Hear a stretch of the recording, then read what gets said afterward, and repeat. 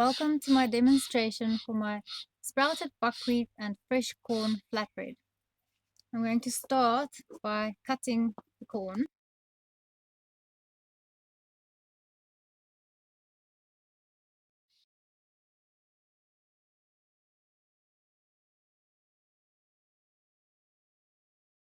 So I recommend starting at the middle because if you start at the top, it just falls everywhere. So it's easier to just start here.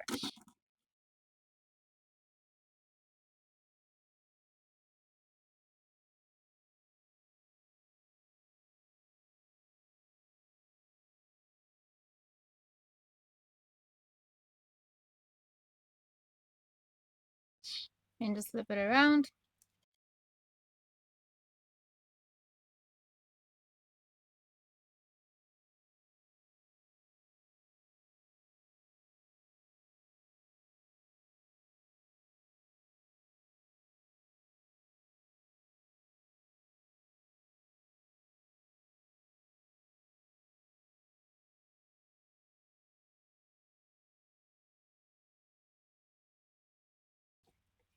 And then it's easier to measure it if you just crush it a little bit so that you break up the clumps.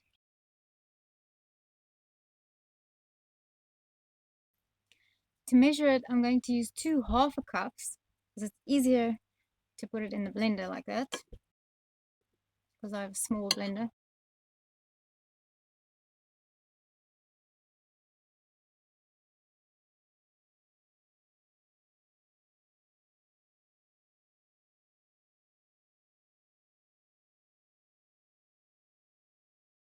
So this is 125 mils, this half a cup. So there's 2 of them. I'm going to experiment a little bit today because the original recipe that I created needs a quarter cup or 60 milliliters of water, which is 4 tablespoons. But I want to see what will happen if I add less water and make the batter a little bit thicker, and then see what the results are, and then see if that's another option for you. So I'm going to start slowly with 1 tablespoon.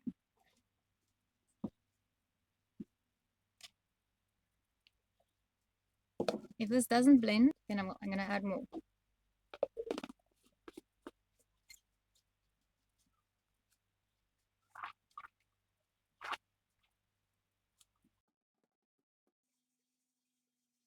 My cat just jumped on the chair. Hello, Mia. Okay, it actually blended with 1 tablespoon. Mia, come sit here. Come, iso come. Come sit. Otherwise, you're going to move the camera. All right, so, okay, 1 tablespoon worked. Now, in here, I've got half a cup of sprouted buckwheat flour, and I have a video on how to make it, and half a teaspoon of Himalayan salt. So that's 125 mils of buckwheat flour, sprouted buckwheat flour. So I'm going to add this to that.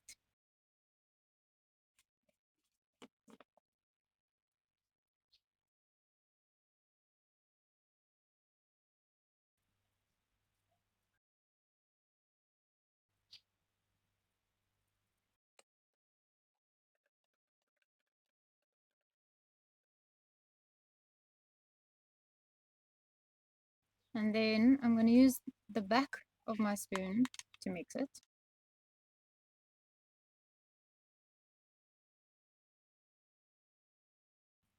I think I'm going to add half a tablespoon of water. It's a little bit thick because I want this to be able to be used as a wrap as well. So I'm going to add that. So it's 1.5 tablespoons of water. And now I'm going to spread it onto the baking paper. I might not use all of that. Let's see.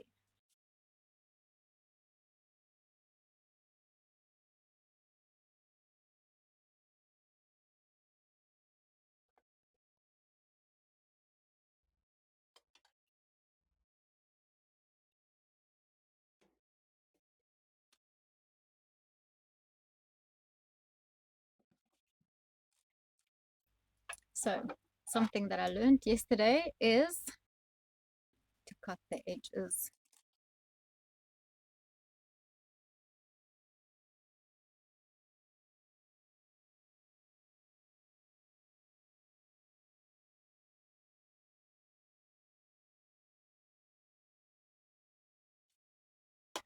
Yeah, because yesterday the baking paper touched the element at the top, and you can imagine the result.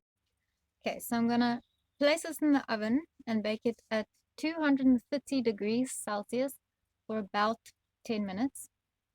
If you are making a bigger batch, a bigger wrap, or flatbread, it might take longer. And I'm still getting to know this little oven, so uh, that's why I can only give rough estimates at this point because, yeah, I don't know it so well yet. And make sure that the oven is preheated before you put it in the oven so that it's on the right temperature when you place it in the oven.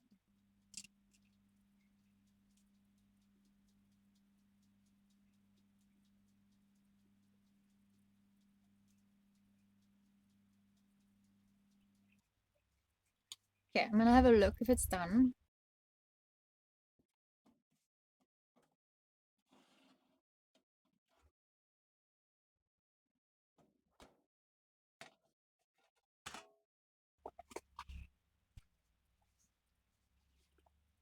Okay, so there's a few things that I want to mention here. First of all, don't use frozen corn, frozen fresh corn. It doesn't work. Even if you defrost it properly, it does not work. It gives it a dense, gluey texture, and I'm very sensitive to textures, and that texture makes me feel sick. This is not an easy recipe because sometimes it flops, sometimes it's perfect.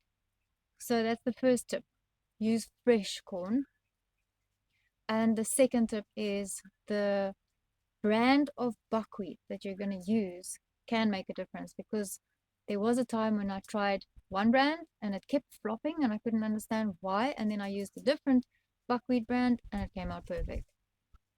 Then, if you want to eat this as a flatbread, don't wait too long after it has been removed from the oven before you eat it. Just like a pizza, you need to eat it when it comes out of the oven.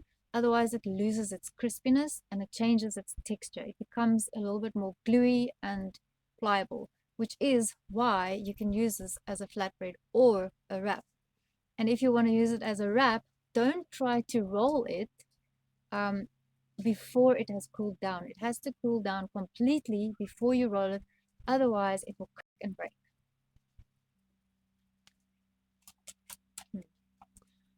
I think I preferred the one with a quarter cup water.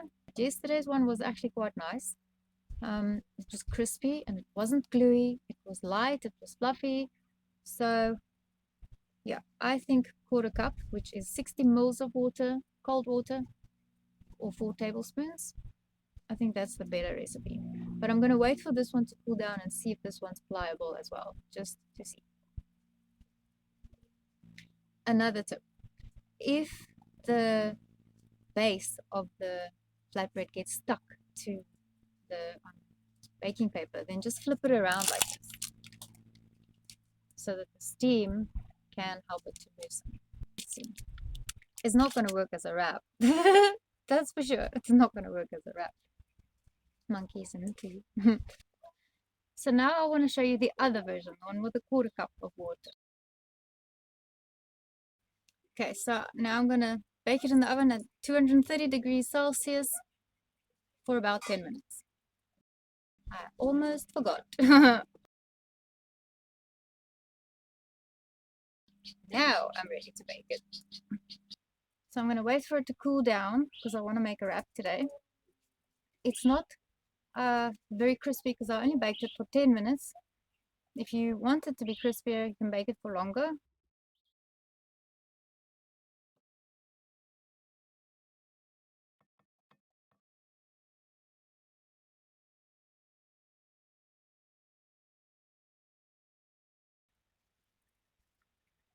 So now I want to try one last experiment, and that is to add more water.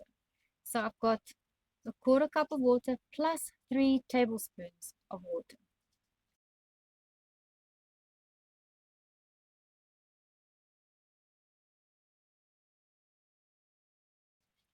It's been in the oven for 12 minutes, so I'm going to have a look and see what it looks like. Oof. Mia. Bloody my script. I'm not sure what to make of it. I'm going to put it in for longer. Okay, so it's been in the oven for 14 minutes. So I'm going to have a look.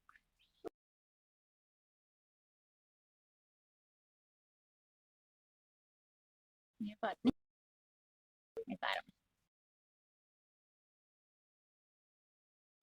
that looks better. Okay, so I tried 10 minutes, then 12, now 14, and this one looks better.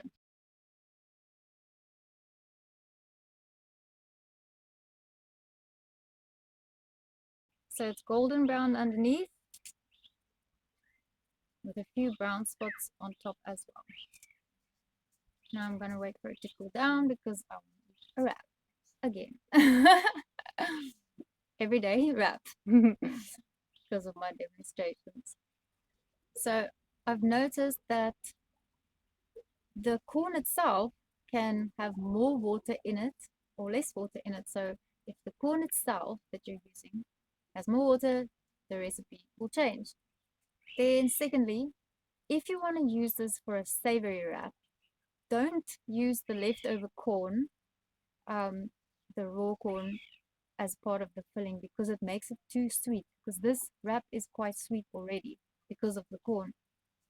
So if you want a savory wrap, rather go for savory things like fried vegetables, or try something sour like pineapple to contrast the sweetness of the wrap. And this can also be used as a dessert if you have leftover wrap and you want to eat it later and the texture is not so nice anymore because it does change when it stands, then you can place it in a hot pan just like that, no oil, like you would prepare a normal store-bought wrap for a few seconds on both sides. And so that just, it freshens it up as if it's just come out of the oven again.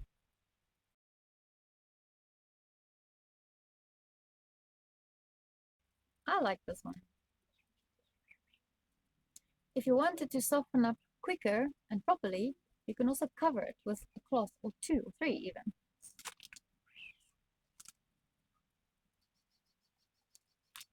Because I did not actually cover it with a cloth, I just showed you that you can do it like that. You see, it's curling here on the sides. So I think it's better to cover it with a cloth if you are planning to have it as a wrap, because it keeps the moisture in. Mia, thanks for being my partner today, for helping me and supporting me.